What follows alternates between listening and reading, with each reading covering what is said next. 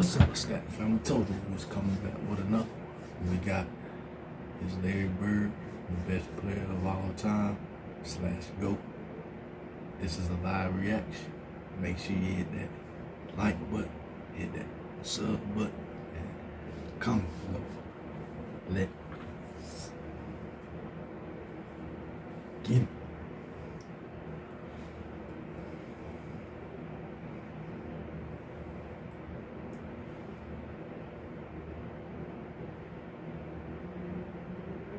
In the 1980s, Larry Bird and Kevin McHale were two of the most dominant players in the NBA, leading the Boston Celtics to 3 championships and establishing themselves as indelible legends of the game. But what many fans may not know is the complexity of their relationship both on and off the court. The legends were tight, but it still didn't stop Larry Legend from pranking his fellow Celtic star. I was getting ready to start a game, get up to the jump ball, and Larry said, you know, just out of the blue, he goes, "Go ahead, Kevin, tell Elvin Hayes what you told me." And I didn't tell him anything. And I said, "Go ahead and tell him, like, you said you were gonna kick his ass." And I'm like, "Oh, man." And Elvin Hayes is looking at me. Well, at that point, it was hard to say, "No, I didn't say anything." I said, "I guess so." But, you know, Larry just got stuff started up. Larry is a funny guy. Charles Barkley is one of the most recognizable figures in the NBA.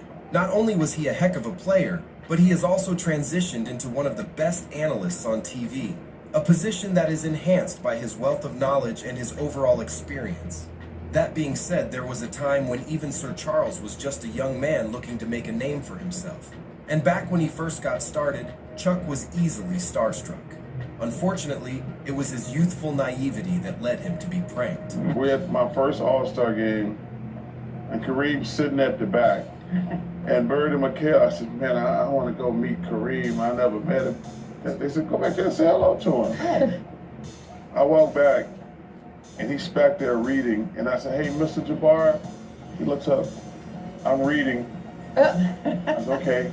I turn around. McHale and Bird are laughing their ass off. They know it was the setup. I know it was the setup. Okay. Y'all got me good. In Spike Lee's 1986 film, She's Gotta Have It, Mars Blackman, a character played by Lee himself, refers to Larry Bird as the ugliest SOB in the NBA. This line caused some controversy at the time, with some people accusing Lee of racism. Lee later defended the line, saying that it was simply a reflection of Mars's character, who is known for his blunt and often offensive remarks. Lee also said that he respected Bird's playing ability, even if he didn't find him attractive. In 2022, Lee spoke on meeting Bird for the first time and the anxiety he had before meeting the legend. I tell a story about Larry Bird.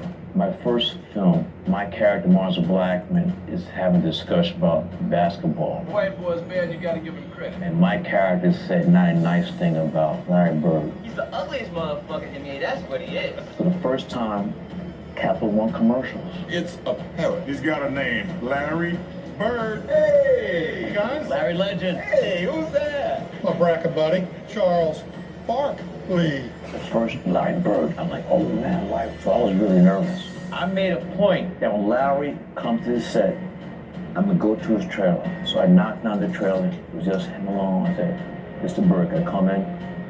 I was nervous.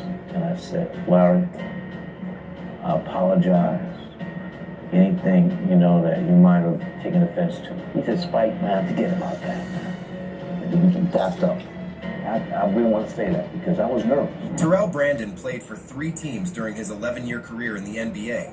He's a 2-time All-Star and was a key starter on 3 NBA franchises before a series of injuries ultimately forced him to play his last game at 31 years old. Brandon was selected 11th overall in the 1991 NBA draft by the Cleveland Cavaliers. After a strong rookie season, Brandon was named to the NBA All-Rookie team. He spent his first 3.5 seasons as the backup to All-Star point guard and Cavs legend Mark Price. In 2021, he recalled how badass Larry Bird was on the court, even at the end of his legendary career. Bird is a psychologically assassin. In what way, though? We was up one. He said, "Who's guarding me?" As we come out of timeout, I says, "Craig Elo." He said, "Why you got that white boy on me?" "Don't put no white boy on me." He said, "I'm gonna go over here and I'm gonna hit in the corner. Then Johnson's gonna pass it to me. And I'm gonna hit the last time shot is over." I told Joe Wood, I said, "Hey man, listen, The ball's going to Larry Bird. Everybody knows the ball's going to Larry Bird. Do whatever you can. Craig, Gerald, just cover him. He hit the shot. I don't know, but jumping on, right? He was getting them off of him like this.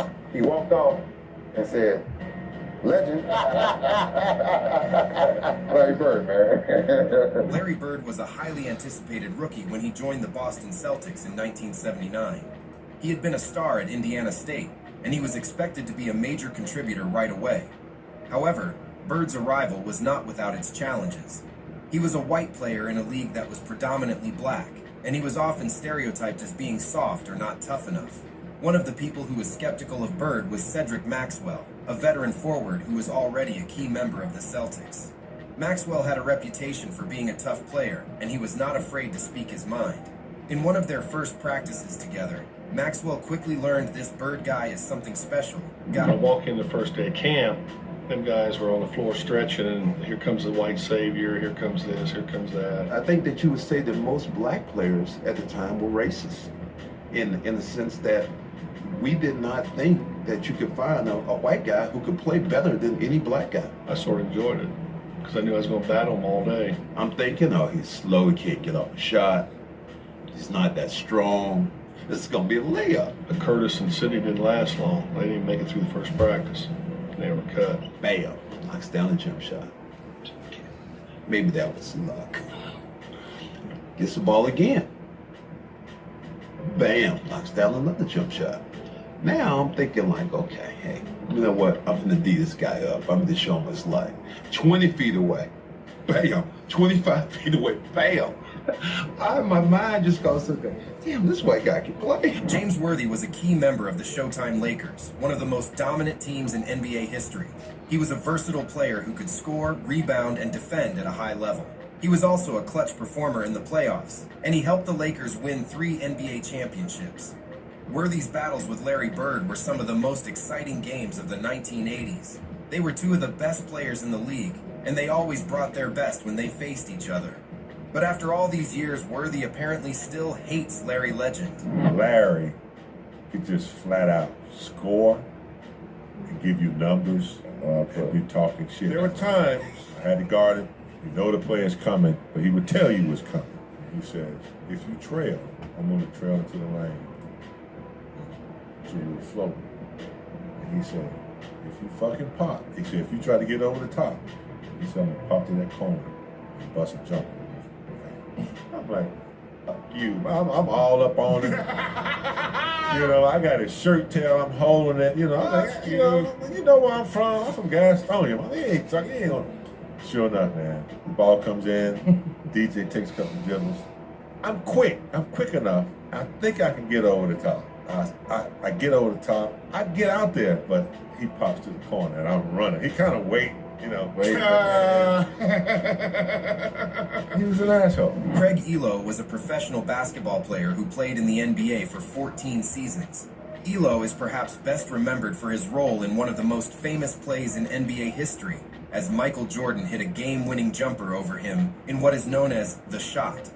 Elo played for the Cavaliers for 7 seasons, and he too suffered quite a bit from the trash talk and the brilliance of Larry Bird. There was one game in Cleveland where he was having a pretty rough first half, and in the old days in Cleveland, you walked off the court the same way at halftime, and I kind of puffed up on him and walked beside him and was like, yeah, you're 1 for 10.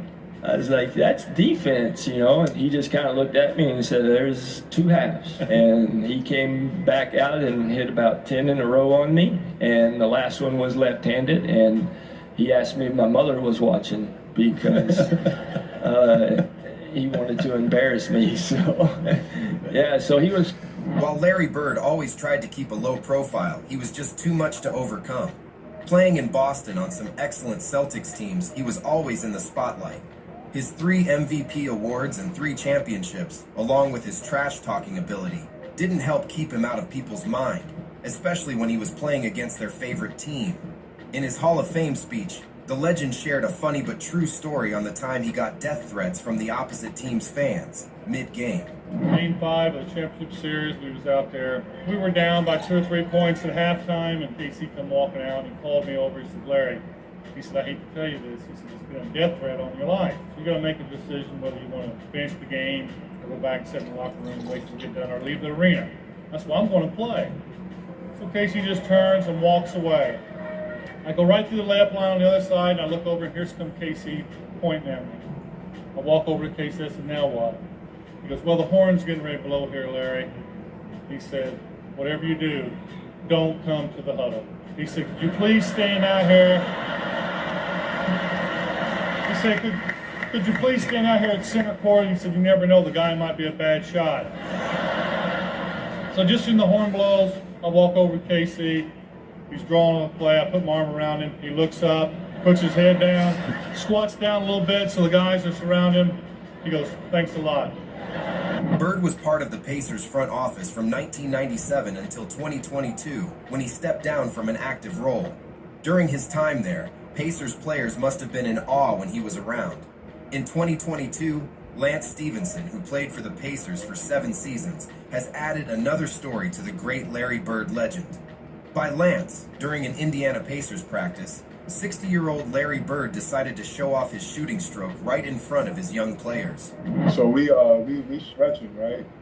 So the whole team is just stretching, and Larry just walks on the court, like grabbed the ball and started jacking threes, like whoosh, whoosh, whoosh. I'm looking at everybody, I'm like, do y'all see this right now? And he made like at least 10 in a row threes, like just walked in, came in, looked at us, and was like, looking at us stretch and hit like 10 threes in a row, and walked off and sat like he ain't do nothing, like folded his legs and just sitting there looking at us. I'm like, yo, this guy, nice. That's Larry Legend right there. I'm like, man, that's the legend right there. Apart from being an elite scorer, Larry Legend was also known for his superb trash-talking skills. Bird was so gifted that he would often tell his defenders exactly how he planned on scoring, and would end up pulling that exact same move.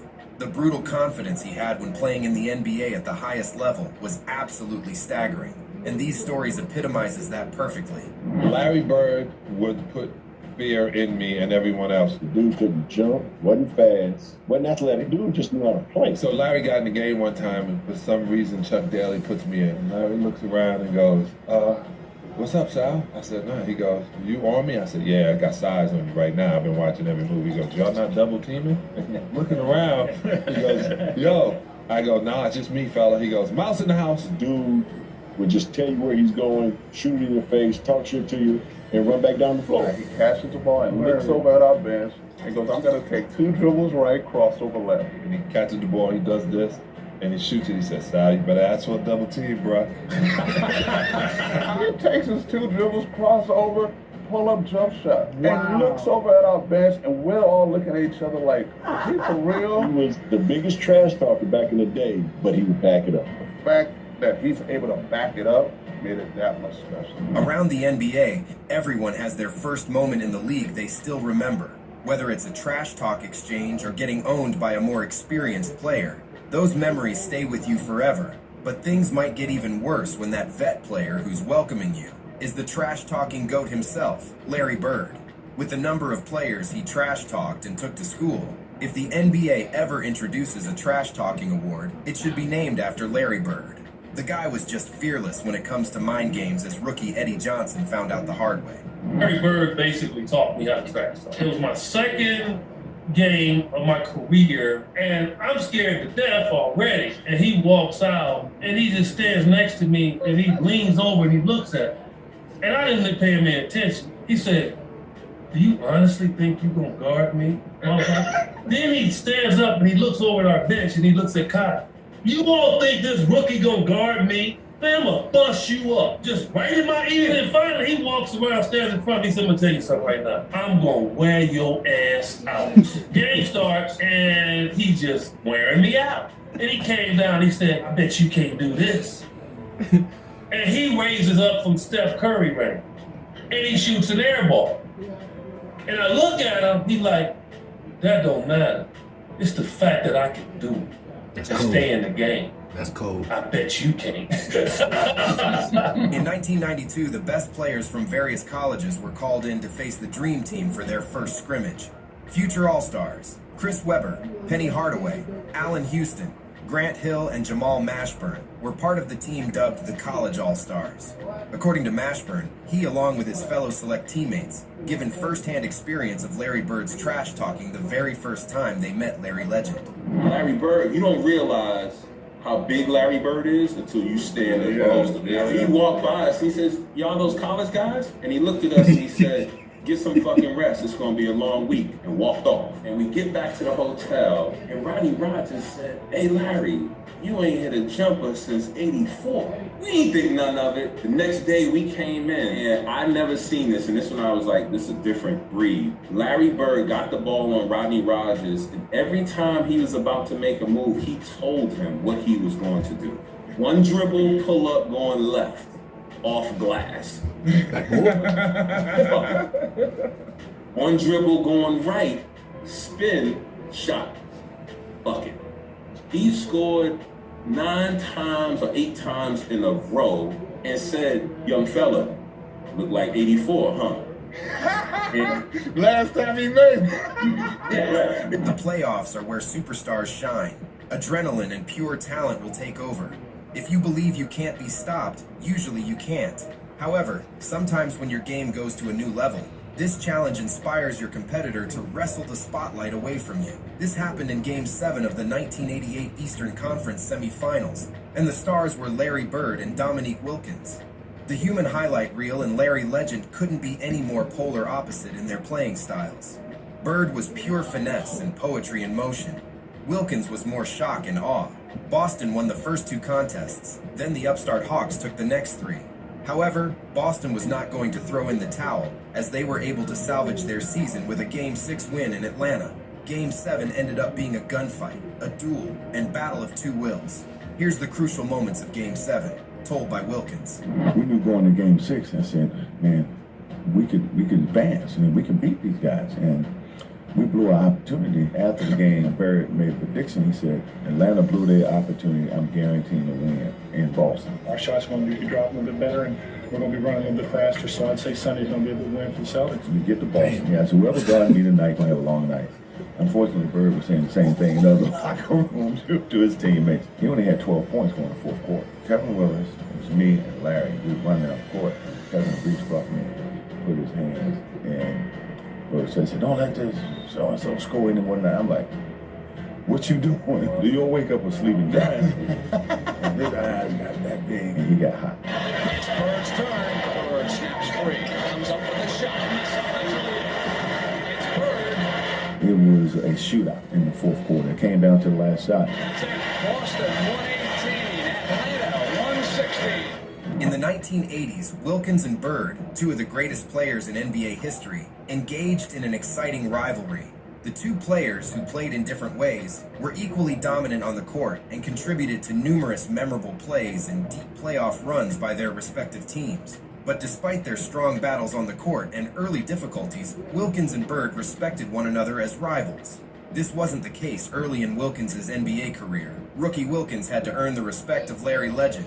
By Wilkins, Bird didn't even want to shake hands with him, and that's what will remind him of their first meeting. I'm in the Boston Garden. I'm in awe because this mystique of the Boston Garden. And I remember the first he was at the jump circle. I go shake Larry Bird's hand. He put both hands behind his back. You know, I'm like, you know what, maybe he's just getting into the game. You know, I'm trying to give him the benefit down. The first play of the game, I'm guarding. He said, I don't know why they got you guarding me, Holmes. Shoots a 3. And I wasn't mad he made the 3. I said, this son of a bitch just called me Holmes. Oh, man, I was so mad. So I'm coming down the left side, and I go up in the fast break. He comes out, and I'm pumping it behind my head, and he jumped. They find Wilkins. Look out. I was like, yeah, boom. He's sitting down on the ground. I'm pointing like this. He said, hey, Rook. I'm like, what?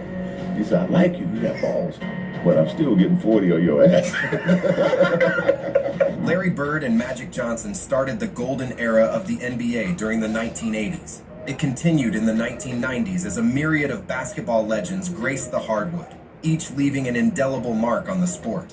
Bird was the catalyst for countless tales shared by NBA legends of that era. From Magic Johnson's fierce rivalry to Michael Jordan's admiration, every basketball great from that time seems to have a Larry Bird story, a testament to his unique skill, determination, and enduring impact on the game they all loved. Here's another 90s legend telling a Larry Bird story. The great Utah Jazz power forward Karl Malone. I remember sitting on the bench watching Kevin McHale and Larry Bird. And Larry Bird did something, to me, I'm still marveled at this. And he got so many people. It was a timeout. And one of our teammates, Bart Kofold, had a camera. Right. He's taking pictures. So Larry Bird came over there and looked at our bench. And he said, 3-point. From right over here. So I'm sitting over there looking like, Babe Ruth, calling your shot already, right? Yeah. So I'm sitting there looking. He looked down at the floor. Hell, everybody looked down at the floor. He like he threw something. And he hit a 3. And I remember Kevin kind of looking over at the bench like this is going to be a long night. There's no question Bill Walton played a significant role in helping the 1985-86 Boston Celtics win a championship. In his first year with the team, Walton came off the bench to spell both Kevin McHale and Robert Parrish. The oft-injured Walton, who missed 3 full NBA seasons because of injury, played 80 games that season and was named the NBA's 6th Man of the Year. In 2020, Walton shared a great story on how Bird took over a game that was seemed to be over already in the start of the third quarter. Nobody wants to ever take the ball out of bounds because they know they're never going to get it back. Larry Bird always took the ball out of bounds. He's going to take the ball out of bounds, and that referee comes, and the referee hands the ball to Larry to start the third. We're down 25. Larry takes the ball and pushes it back into the midsection of the referee so that he can't get away, and the referee's like startled, staggered, what's going on here? It was all right there right in front of the Celtic bench. And Larry looks right into the soul, right through the eyes of that referee. He says to him, we're not going to quit. You make sure you don't quit either. The guy just like melted on the spot. Larry hit 11 straight shots to start the third, including 7 threes. We were tied at the end of the third. We won in overtime. We did not need a plane to get home that night. Larry Bird, you're awesome. In 1986, the great Larry Bird won the NBA's first 3-point contest. Everybody knows about his famous flex when walked into the locker room and asked his peers, who's coming in second? But after claiming victory and reuniting with his teammates, the sharpshooter was on a mission. If you bet against him, you were going to pay the price. Literally. As the story goes, some members of the Boston squad apparently doubted his chances. Not only did that skepticism push the forward to enter the contest, but it gave him the perfect opportunity to flex his metaphorical muscles after his win. So when the Celtics checked in an hotel to resume the regular season, Bird patrolled the lobby with a mini golf pencil and small notepad, collecting cash from teammates who made the mistake of betting against him in the 3-point contest, and no one was allowed to postpone payment. In his exact words, if you don't have your money, I'll wait right here while you go back to your room and get it, Bird told teammates. I'm the 3-point king. In the 1986 NBA Finals, it was the first time Hakeem the Dream had played on the biggest basketball stage. Before Game 1, he was asked about facing the storied Boston Celtics franchise. The 23-year-old from Lagos, Nigeria, said he knew nothing about the Celtics' history. I know nothing of this tradition. I am not from around here, he said. When Larry Bird heard what Hakeem said, Larry Legend offered to educate him about the 15 banners that hung from the Boston Garden rafters. We'd like to give him a 2-week history lesson, Bird savagely replied. The legend went on to record 2 triple-doubles in the series, including a takeover performance in Game 6. Larry got every rebound. Larry made every steal. He made every pass. He just literally did everything. The Celtics closed out the Rockets in that 6th game, and Bird won Finals MVP after averaging 24 points, 9.7 rebounds, and 9.5 assists for the series.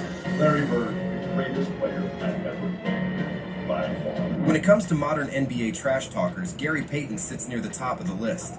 The glove was a relentless defender, and verbal warfare was part of his arsenal. In retirement, though, he's able to see things from a more removed perspective and dish out a few compliments. When Payton was asked about Larry Legend's trash talk, not only did he confirm that Bird could talk a big game, but the former guard also admitted that he could back it up. He'll give it to you any way he wanted to. Any way he wanted to. Larry Bird was called. Playing at the guard, man, on his last leg. Bird used to tell me, look here, man, I'm going to shoot this motherfucker jumper in your face right there in that cone. I can shoot a jumper anywhere I want to. He said, I'm going to make sure I tell you where I'm going to shoot the ball at. Wrap it up and bust your head open.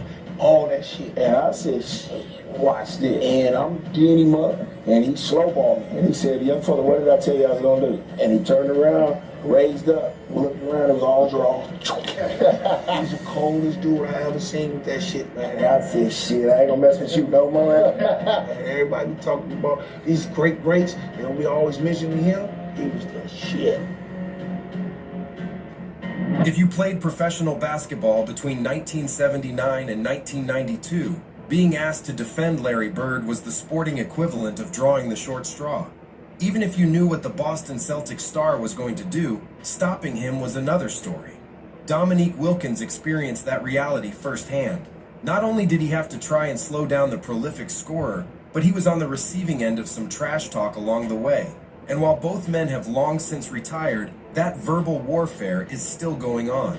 On January 26, 2023, Pacers president of basketball operations Kevin Pritchard took to Twitter to share some texts that he had received from Bird. The former forward, who spent time in Indianapolis as both a coach and an executive, had snapped a picture of a photo of him shooting a jumper over Wilkins. It wasn't enough to just send a picture, though.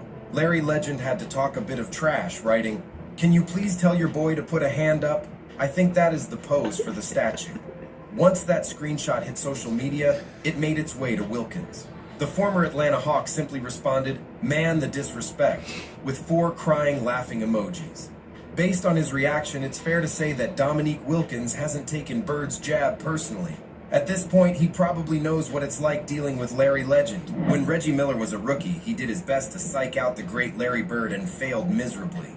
Luckily, this didn't stop Miller from having a storied NBA career. He was even fortunate enough to play for Bird from 1997 to 2000. When Miller entered the league in 1987, Bird and the Boston Celtics were already legendary. They had won 3 NBA championships in the 1980s, and Bird was the MVP 3 years running. Miller didn't seem to care about any of that. In a snippet from his book, I Love Being the Enemy, Reggie recounts his story of razzing the legend. A close game between the Celtics and Pacers was coming down to free throws. With only 20 seconds left, Bird was fouled and sent to the free throw line. To distract him from making the shot, Miller tried trash talking. Bird, irritated by the Miller whispers, turned his head to look at Miller. "You got to be kidding me, Rook. You got to be kidding me," he said. Bird hit the first free throw and continued on his rant. "Rook, I'm the best shooter in the league right now. In the league, understand? And you're up here trying to say something?" After he easily hit the next shot, Miller said he felt like an idiot trying to get under the skin of the great Larry Bird, especially in front of Bird's teammates who found the whole scene hilarious. Even after his retirement, Bird was a terrific shooter, and many years after hanging the boots, the legendary small forward still knocked shots, surprising former and current players. During his time as the president of basketball operations for the Indiana Pacers, Bird once shocked Paul George and the rest of the team when he made 15 straight shots while wearing a suit. During a Q&A session with Slam, George recalled how impressive Bird was.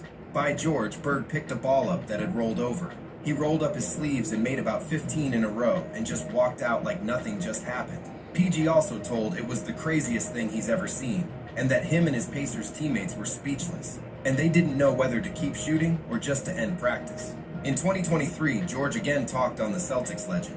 This time he told a different story while doing a Podcast P episode. We had a tight relationship. He's in front office though when you were there, right? Yeah, he was in front office. Crazy Larry story. It was after practice, right? And we were shooting around and he's walking out. To this point, I've never seen him play. Like, I've never seen him shoot. I always had this vision of him from, YouTube videos and old clips like that. We're shooting and he's like walking out of the gym about to leave, but the ball rolls over to him. So he picks the ball up, bro, shoots that motherfucker cash from 3, and he's in slacks, button down. Right. He got his loafers on. And he could have f***ed that up and airballed. And I would have just had this whole different mindset about who he was. Right. Like, it was not like that. Yeah. Did he say anything to you after he made No, bro, cashed that motherfucker, bro, and just walked out. Like, didn't say shit.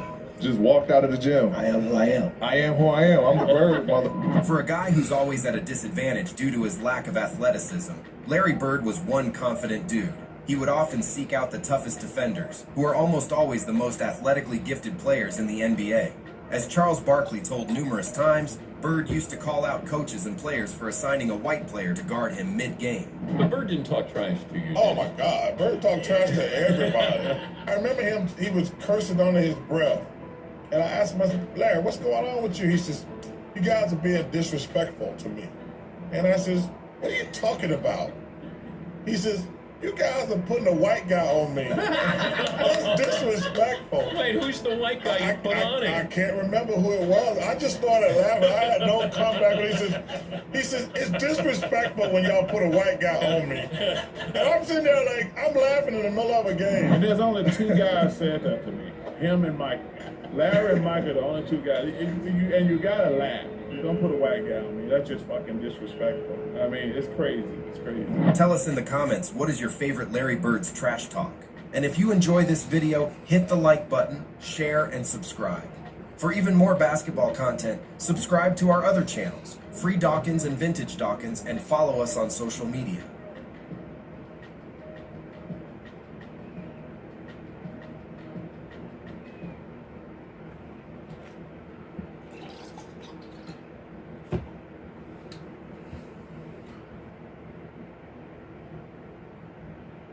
Speak for itself.